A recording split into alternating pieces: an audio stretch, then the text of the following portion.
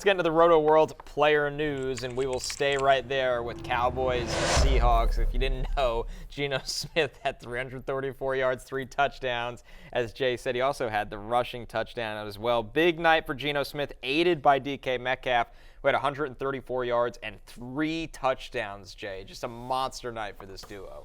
Yeah, it was incredible. DK hit the fastest speed that anyone has hit this season on that touchdown run, and it certainly looked like it. Poor Deron Bland. That's just a perfect throw as well. I'm not sure there's that much Bland could have done about that one. There was some stuff that he could have done about all the other times he got burned. Deron Bland's not going to win Defensive Player of the Year this season anymore. But the Seahawks, and this is going to get a little bit lost in the wash just because of Dallas winning the game and Dak MVP, which we'll get into. But I thought Geno Smith was magnificent in this game. I think this is the best game he's played ever in the NFL, and it's just kind of going to get washed over because they lost. Yeah, he absolutely played well. Give credit where credit is due. The other thing about Bland, and we've talked about this, like Bland gambles a lot. They play a lot of man, and he gambles a lot, and sometimes the gambles pay off, and he gets a pick six, right? And it's one of the reasons why he's got this crazy pick six record.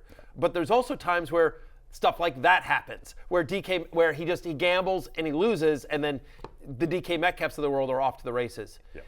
And I think that the takeaway of that, other than just like, hey, hopefully you started DK Metcalf, is that if you have players on reasonably good offenses facing the Cowboys, I think there's this thought, the Cowboys, they're this amazing defense. Because Micah Parsons. Right, Micah Parsons and Lawrence did end and the the game, whole thing. but, right, but I don't think you need to be scared of the Cowboys defense as a matchup when it comes to fantasy. No, particularly, they have games upcoming against, I think the next 3 weeks are against A.J. Brown, and then Stephon Diggs, and then Tyreek Hill and Jalen Waddle, and then after that it's Amon-Ra St. Brown. Those guys just start them as normal because they showed last night that you can pick on Deron Bland. Jordan Lewis in the slot, it's not like he's a great weapon. Stephon Gilmore is fine, he's good, he's a good cornerback, but he's not Stephon Gilmore Defensive Player of the Year anymore. And so it's all about just can Parsons and Lawrence get home? Because if they don't get home, then all of a sudden those guys can create separation. Yeah, and back to your point, Jay, about maybe Geno's best game we've ever seen from him.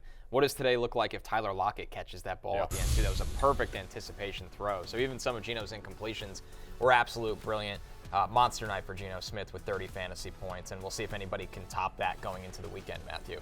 Yeah, look, and that's the other thing is we're going to go through this game, but just a monster fantasy game on both sides of the ball, just awesome fantasy stats. But, you get in there, and there's a chance that you're heading into Sunday morning. We'll talk a lot about this more fantasy football pregame on Sunday morning, 11 a.m. Eastern on Peacock and the NFL and NBC YouTube channel, My Company Man, where you may be down big heading into the weekend, or you may be up big, and that should influence how you set your lineup. If you're up big, if you had Metcalf and Lamb or something like which you easily could have, and you're up going into the league, you can be more safe and more floor plays. If you're down by a lot, I'm in one league.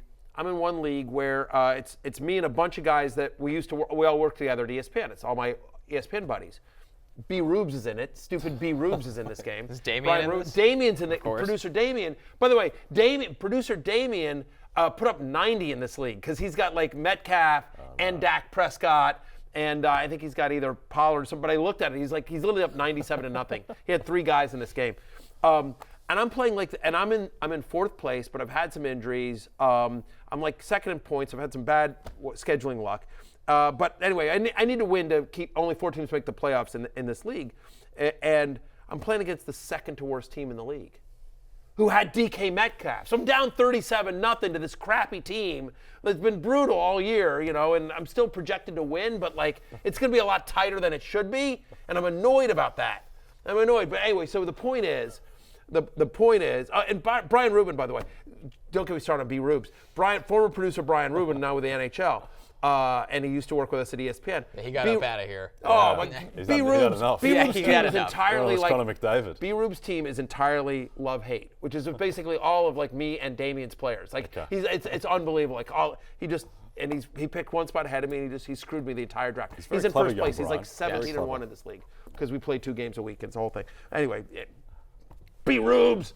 Anyway, back to DK Metcalf. He was good. Yeah, he was good. Well, for as good as the point of that tangent aside, there was a point. Yeah, I have no idea. Which is just that I do actually think that the moves you make free agent-wise and lineup-wise need to be influenced by this game because there were such massive point totals, and whether you are up big or down big, I think there's a very good chance that you have a situation that you normally wouldn't have heading into Sunday morning, and I think you can start thinking through that. Yeah, so if you're down big going into the weekend, and look, this guy's injured, but you would look for the Rashid Shaheeds of the world, some guys who can go for 120 yards and a touchdown, as opposed to playing your floor players, your Chris Godwin types. Yeah, A.T. Perry. Yeah. A.T. Perry could have seriously, A.T. Perry could have a monster game. He could also be 2 for 24. Yep. But that's a guy, like you want those wide, if you're down big, you want those wide variance players versus, here's a guy that's just going to get you, 5 for 50. Yep. Every single week. Good relevant example from you, Matthew, as opposed to my example of a player who's not going to play Rashid Correct. Shaheed. Yeah, Correct. Very good. One more it inspired the A.T. Perry, because when you said A.T. Rashid, I was like, let me think about somebody in that same game, but that will play. Yes. Well played.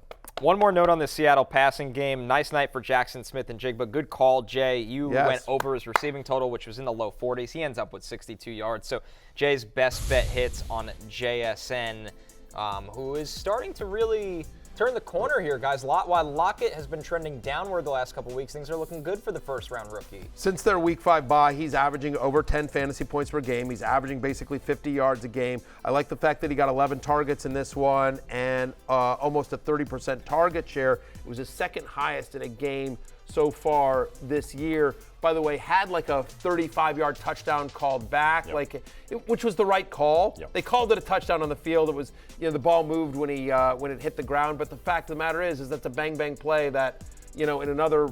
We all like JSN's talent. That easily could have been a touchdown. So his Nate could have been even bigger. Yep, and he's had 36 receiving yards at least in 8 straight games. 11 targets, as you mentioned.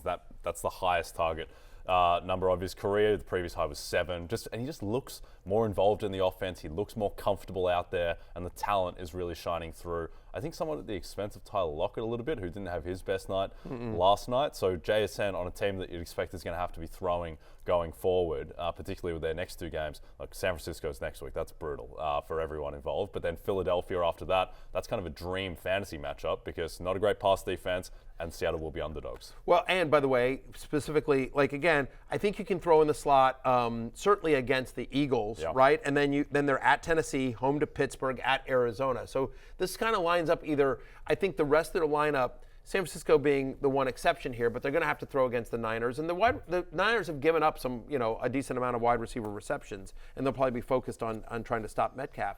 So it's one of those things. It's the rest of the lineup either just good matchups overall or good matchup for the slot for the majority coming up. So I could certainly see JSN becoming, wide receiver 3 with upside kind of down the stretch here. And this is someone who didn't really play his final college season. So the fact that he's turning the corner in the second half of his rookie season makes a lot of sense. Good things ahead for JSN. Our final running back note and final note from this game, Zach Charbonnet, 19 carries, 60 yards. He gets the touchdown. Towards the end of the game, he has that 39-yard reception.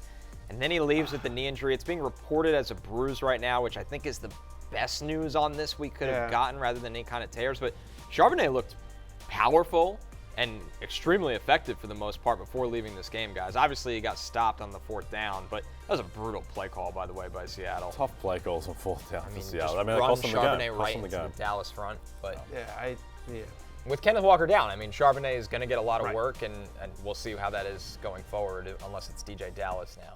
10 days until they face the 49ers, so hopefully Charbonnet gets healthy, and hopefully Ken Walker does as well, and so we'll break this out. Yes, I was annoyed with that 39-yard reception because my bet yesterday was the under on 74.5 yards from scrimmage, and it was looking good up until that 39-yard reception, and then there you go. So in addition to, Geno going off and Charbonnet going off and getting into the end zone, anyway, just not a great night for bad unders. Day at the office for your old boy Matty here. Yeah. Not a good night for unders in was it the 5th game ever where a team didn't punt? Right. It was a Sunday night game that migrated its way to Thursday night somehow. It was good. Unbelievable. Every overhit. Every overhit. I appreciated that Al Michaels, since he couldn't be mad at the actual football game for once, just scorched earth the refs. Yes. There were a lot of flags. Justifiably. Yeah. It's a Cleve Blakeman game. What do you expect? A lot of flags. It was brutal. Yeah. It was brutal. I just got an alert. They just called 2 more penalties in that game. You're going to adjust it? Yeah. That makes sense. Take some yards away from someone. Hey, it's Matthew Berry from NBCSports.com and RotoWorld.com, and I want to thank you so much for watching whatever it is you just watched, or if nothing else, being too lazy to click out of the autoplay after this video started, after whatever it is you actually wanted to watch finished. But now that you're here, I'd like to take a moment here to ask you respectfully now, okay? I'm asking you respectfully to subscribe to the NFL on NBC YouTube channel. You'll get the latest RotoWorld fantasy news headlines, all sorts of great shows, including my own Fantasy Football Happy Hour. So go subscribe now. Again, I'm asking respectfully.